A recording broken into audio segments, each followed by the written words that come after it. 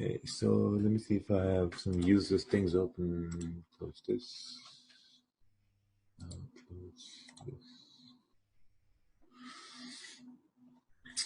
Okay, perfect. Let's get started. Let me see if it's recording. It's recording. So it's a refresher, May 11th, 2019. We're basically gonna go over like how do you identify this phenomena called breakout, right? It's basically how the candles move through areas, right? And that movement is basically called a breakout, right? And then there's certain things happen, when candles reach an area where candles have previously rejected from like important price levels. So those are rejection areas too, right? So we're gonna go over all of that here. Can you please post in Ted's chat? Let me see. It's posted in Ted's chat. That's why you are here, because it's posted in Ted's chat. Is it?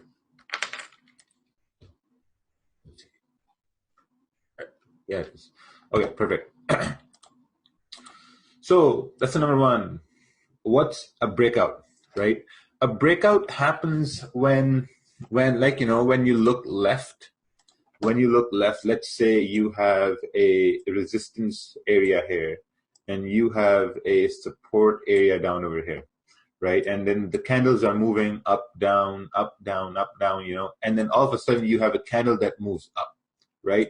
Now, when you look left, you'll see that the candles were rejecting this area, and now you have this candle moving up, right? So now this candle is doing something that these previous candles could not do, right? So now you're thinking that, okay, you know what? This could be a breakout.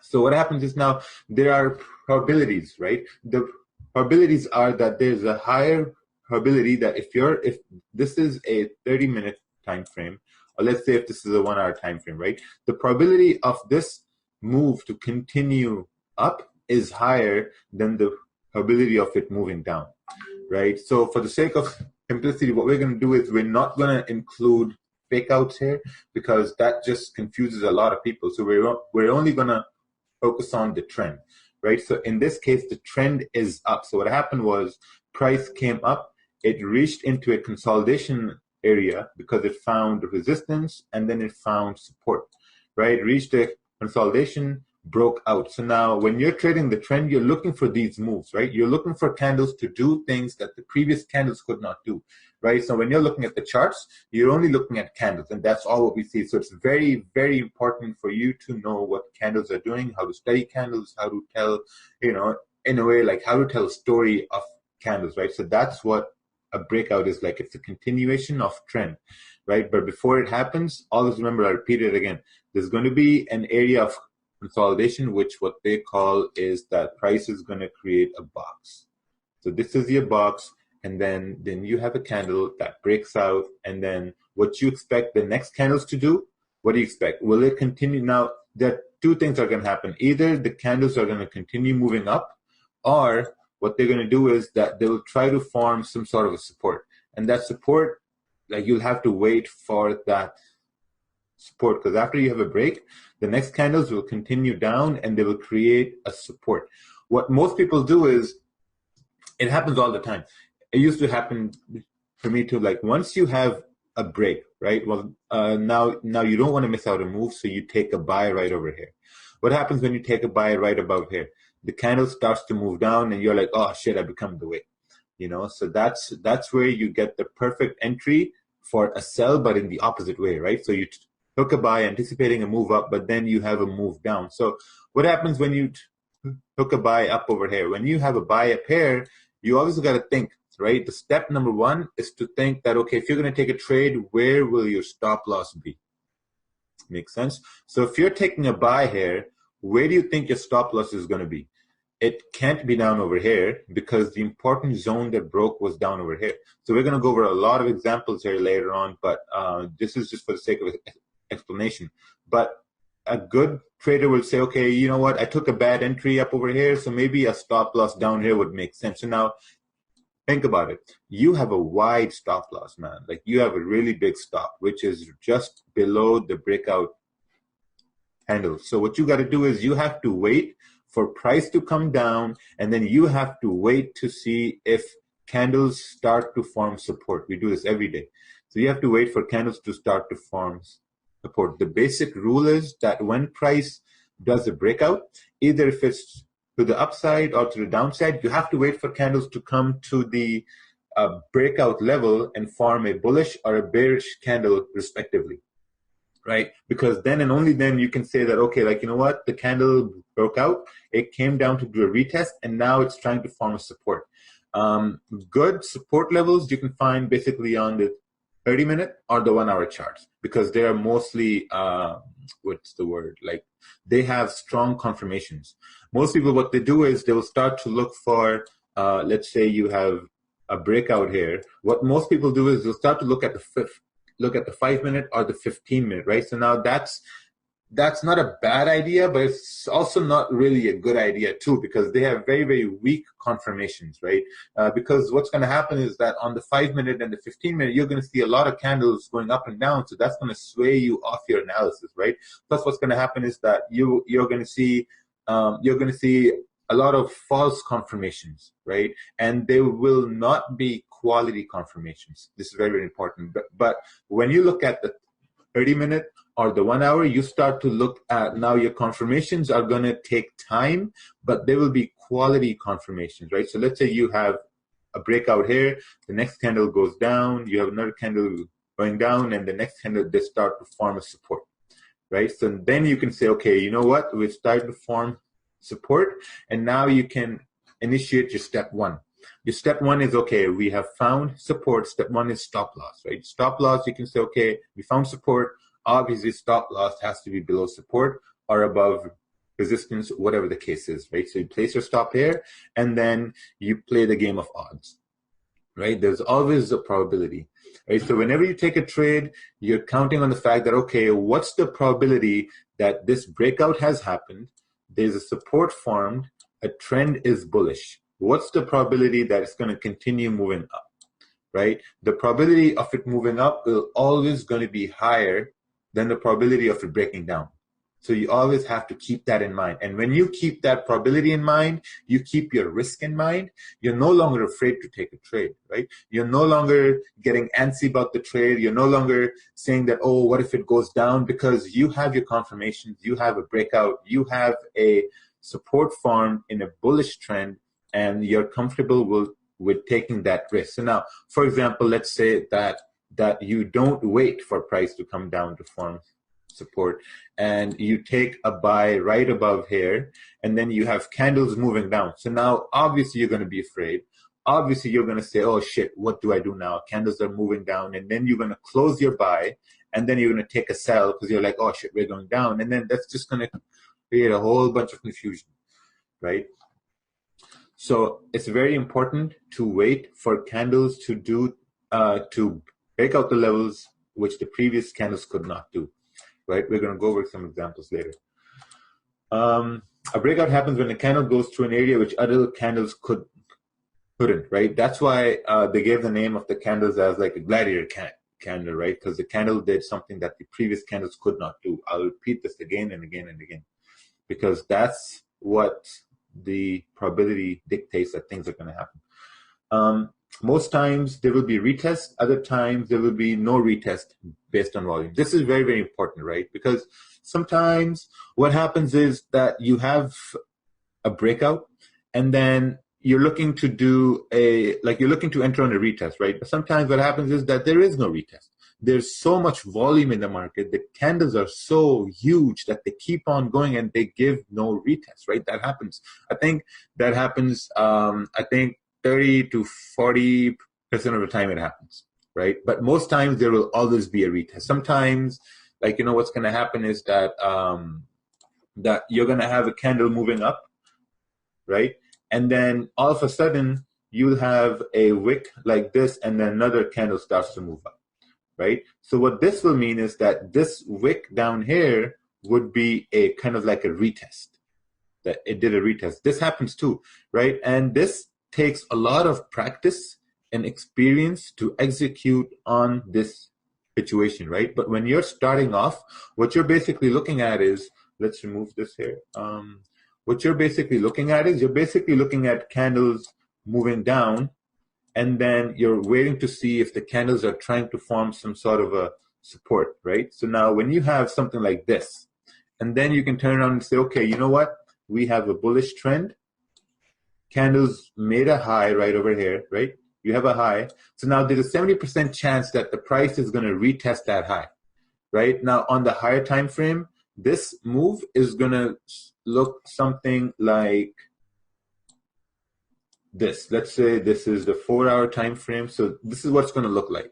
So let me just do this. Let's do this, right? So this candle moving up would be these small candles moving up to retest this high. Make sense?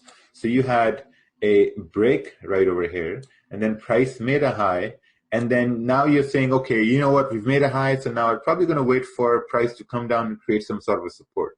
Candles move down, you have a support because look, this is a bearish candle, and then you have a bullish candle right over here, right? So when you look left, you're like, okay, this was a breakout, so probability dictates that since this is the 30-minute or the 1-hour chart and we're forming support, so now this tells me, okay, we form support, I can probably have my stop loss down over here. Because once I have my stop down here, I know that, okay, as long as price stays above this level, we should continue moving up to possibly fill this range, right? And then on a higher time frame, this is going to be the wick fill right over here, right? Some people ask me about wick fills, so that's how you gauge your wick fills, right? But sometimes there will be no retest. It happens. It's totally normal in the market because the market flows in its own ways. Like it depends on the volume, it depends on what's happening fundamentally. It also depends on whether there was some high volatility news or not, right? Because if you get no retest, that's okay, because your plan dictates that you're always going to look for candle to form a support at a retest, and then you're going to enter your trade, right? You have to be very specific with your trades. It's very, very important.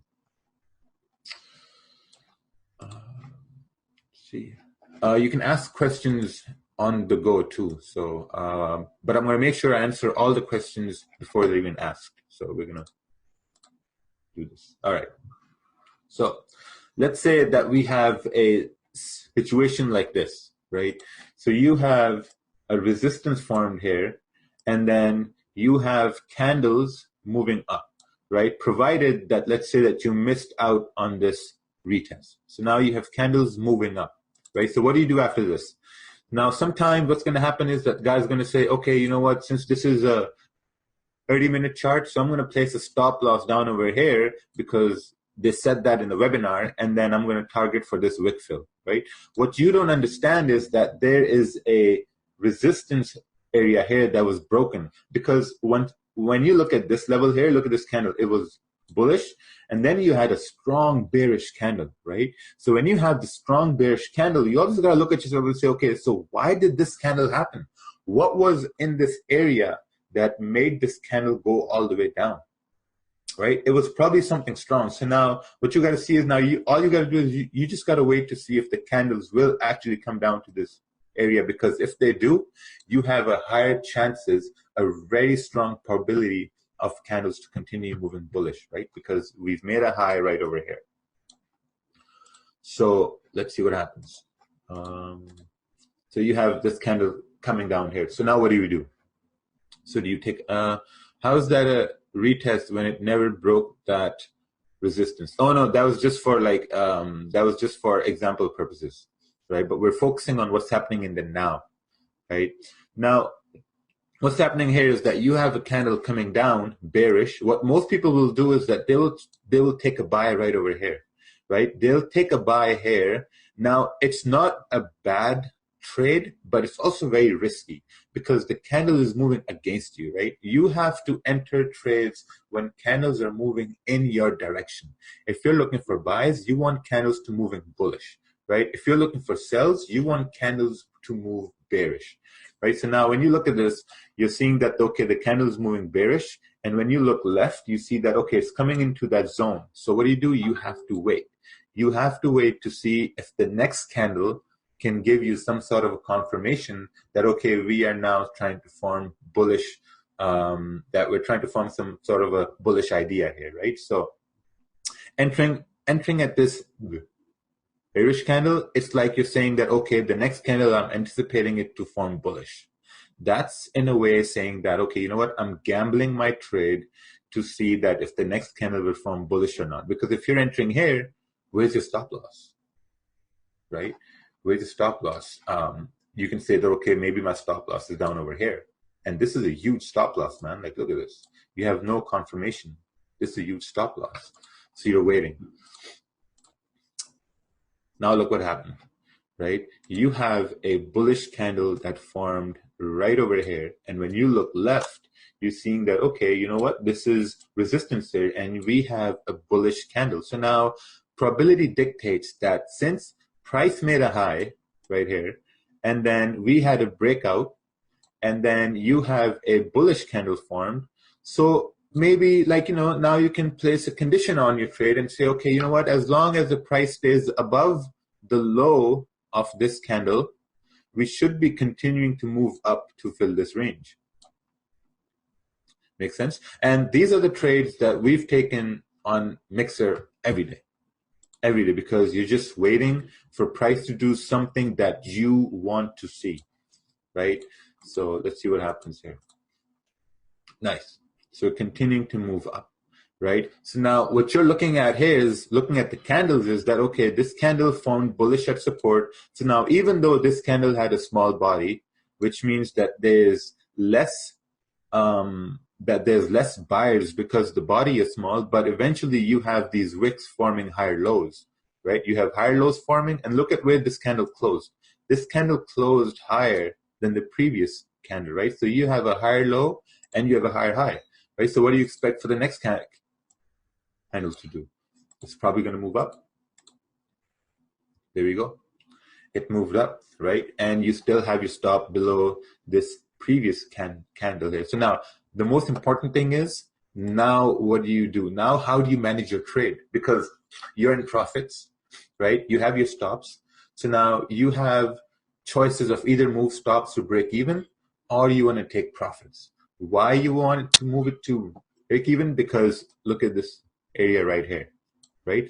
It's approaching this price level where the candle rejected it, right? So now there's a higher chance that the price is going to reject this area, or it's going to play around and continue to move up.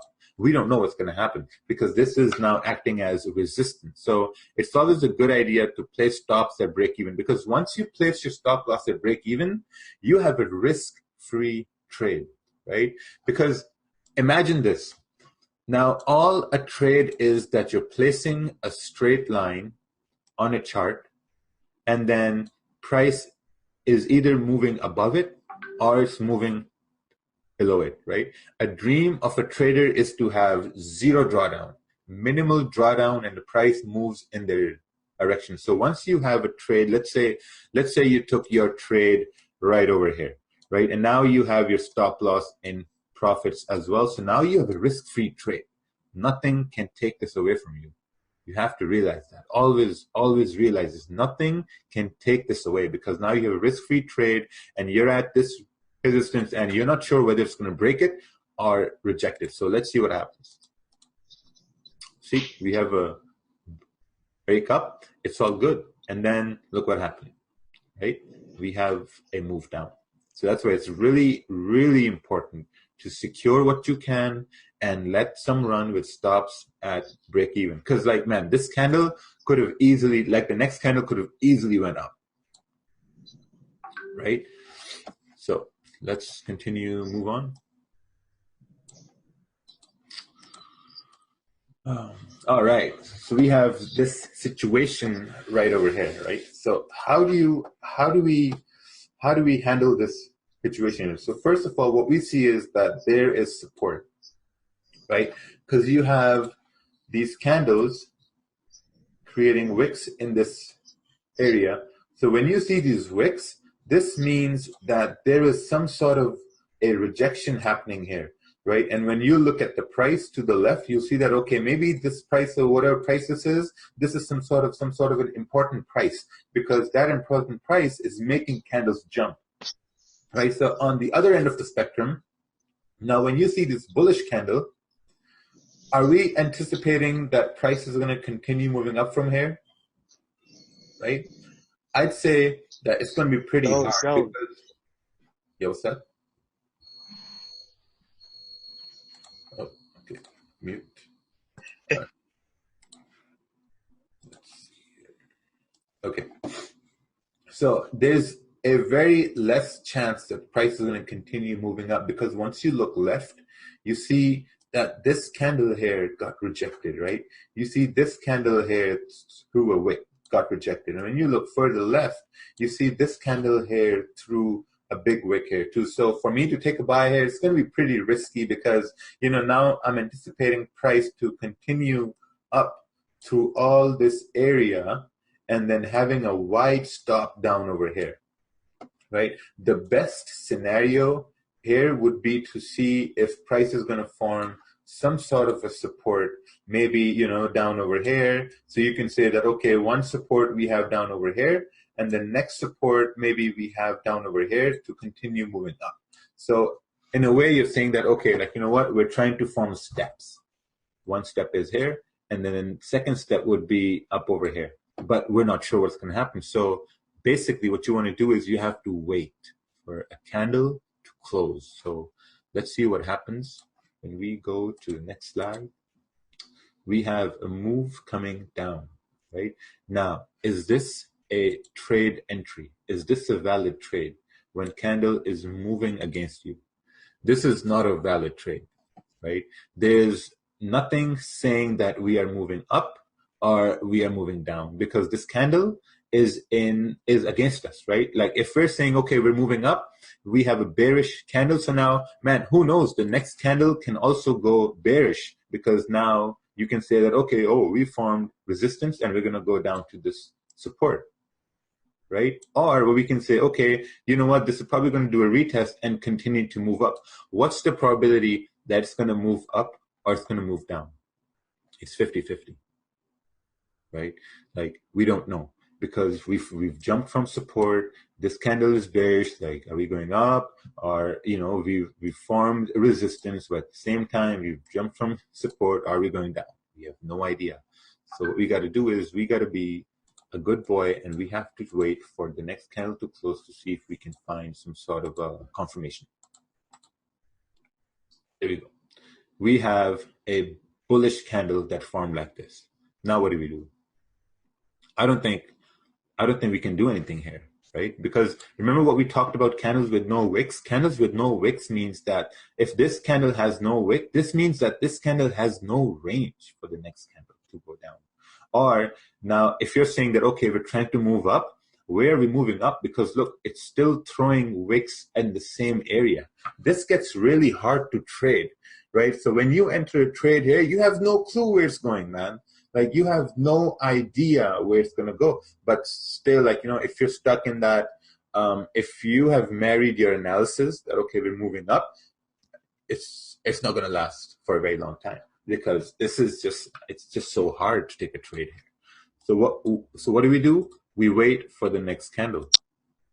Let's see what next candle says. Oh, look, next candle closed bearish, right? But it still closed at this resistance. So this means that now we are trying to form resistance here. And now what we see is that this candle, it has a wick going down, which means that, okay, like, you know, you had 1, 2, 3, 4 candles could not break up. You had 4 candles that could not break up. So we're forming resistance, and now price tried to go down. It went below these candles and it formed a wick. So this means that this candle has formed a range for probably the next candle to continue going down. So now there are 2 ways you can look at this as, right? Either you can take a risk by saying that, okay, we might want to place a stop above here, anticipating the next candle to move down. Or what you can do is you can probably wait for the next candle to see how the next candle forms, so that you can have more conservative so that you can have more conservative confirmations. Ooh, big word there, conservative confirmations. Interesting. Okay, let's see here. We have something going in the chat. Is this webinar recording? Yes, it is recording. If it wasn't, a lot of people are going to come to my house. All right, let's see what next candle does here. Perfect. Now we have a candle moving down, right? Now, is this still a good trade, right? I would say that maybe this candle was the trade right over here, but at the same time, we're approaching this support. So this trade is a very risky trade because in a way, we're just ranging here, right? So this is a very risky trade. We're going to go over some examples which are risky and less risky. So this goes into a very risky trade. Let's see what happens next. Still ranging. And then, you know, you had like a little bit of a fake out, but eventually we started to move up. Always look to the top left corner. Yeah, exactly. So let's go through what happened when these candles started to move up, okay? So you waited here for this candle to form. You waited here for this candle to form. So this candle broke out here, right? This candle broke out. So now essentially what you had to do is you had to wait for this candle to form some sort of a resistance to move further down. But what happened? This candle closed back in the range. So now there was still no trade. And then you had this candle form with a wick, which is still no trade. And then you had this bullish candle, which moved above all the candles to the left, right? So your trade would have been on this candle, after this candle, because you wanted to wait for a rejection. But either way, in this consolidation, this was very hard to gauge what's going to happen, right? Very, very hard to gauge. This is where most people, take loss. Oh, what's this? Makes sense. Yeah, so this is where most of your losses are going to come from, because price is going to start to range, and you will start to take buys, you will start to take sells, you will start to see things that don't exist, and you know, at the end of the day, you're going to end up with like a large chunk of your account gone to the market, right? And then you can't call the market, say, hey, I'm sorry, I didn't want to take this trade. You know, so this happens. So when you have resistance formed and you have support formed, it's very important that you just wait, or you just stay away. Because sometimes, some days, what's going to happen is the price is just going to range. You know, price is just going to range, and if you're trading, let's say you're JPY and price is ranging, and there's no trade because just waiting. You're waiting and waiting and waiting. I think that happened on Thursday too. We were in Euro JPY buys, and price is just ranging for so long. I just exited our positions because it reached our comfortability level that, okay, we could not hold it anymore. All right. What candles reach support? Okay, so this was supposed to be what happens when candles reach support or resistance. Okay, how do you know if it's an easy day or a hard day, or is it easy to spot on candles? Yeah, so we're going to go on some examples here. So your question is going to be answered. We're gonna ask questions at the very end, because most of your questions are going to be answered. All right. What happens when price is trending bearish or bullish, right? What happens? So you come to the charts and you see that you have bearish candles forming, and these bearish candles are moving down, right? You have big bearish candles moving down, and to the left-hand side, you see some sort of a support here, and you have bearish candles moving down, right? So what do? Normally, what you would do is that you would say, okay, you know what? Since we have bearish candles forming and there's a 4-hour support, so we're going to try to take a buy here, right? So this is a very bad idea, because all the candles are going against you. Your idea is correct that you're trying to take a buy on support, but then you have to realize that all candles are going against you. You know, they're all bearish candles. There's not a bullish candle in sight. So you always have to wait for candles to at least turn bullish, so that then you can say, okay, you know what, maybe now we have found support. So the probability of it rejecting is higher, because on the 1 hour and the 30-minute, we have found support. So there's a high probability that now we're going to start to move up and maybe, like, you know, retest the level that was broken or whatever the case is. But once price is moving down and you see that the destination of support is close by, just wait. Just wait for price to reach that area. and then wait for price to form some sort of a support on the 30-minute or the 1-hour time frame to see that, okay, now we are forming some sort of a rejection to continue in the opposite directions. Now, that's going to be a counter trend trade, but you have to understand that smaller time frames, they create the overall higher time frame, right? And the same case is when you have candles moving bullish,